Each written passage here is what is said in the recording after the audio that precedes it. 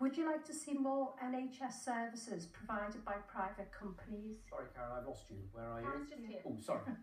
Would you like to see more NHS services provided by private companies? Yes or no? I'm happy if there are charities.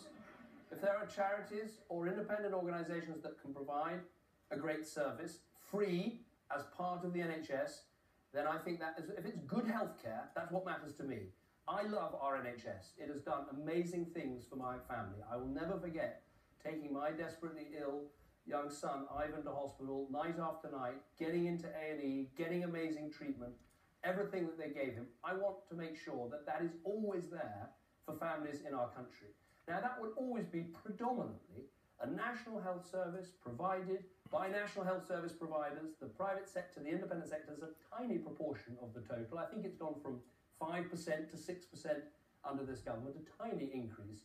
But if there are organisations, like for instance Marie Curie Cancer Care or Macmillan Nurses, who provide brilliant care for loved ones, or hospices, which aren't part of the NHS, if there are great organisations like that that are helping our loved ones and they're free and the NHS and our taxes are helping to pay for them, that's okay by me. Lady with her hand up there in the blue dress, madam.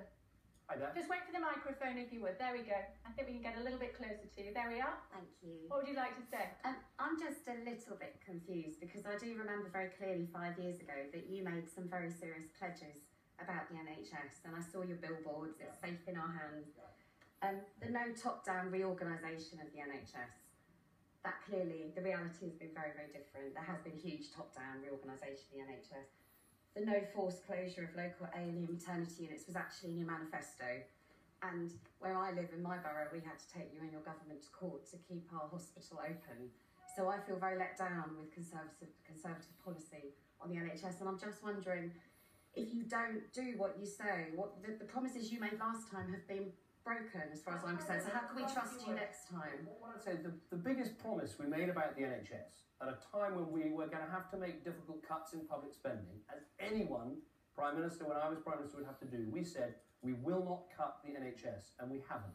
We've increased spending on the NHS by over £12.7 billion over the last 5 years. Okay. And because this is a really important point, can I just quickly, what we did in terms of changing the NHS is we got rid of 20,000 bureaucrats in the NHS, and we put that money into 9,000 more doctors and 7,000 more nurses. And as a result, we're treating more patients. If you take something just like cancer, we're seeing 460,000 more people and looking at their potential cancer than we were 5 years ago. So the biggest promise we made, more money, safeguarding that money and treating more patients, has been kept. And if you elect me again as your Prime Minister with a strong economy, because that's the key to afford this, we'll go on investing in our National Health Service. Okay, Prime Minister, we're almost out of time, but we've just got time for one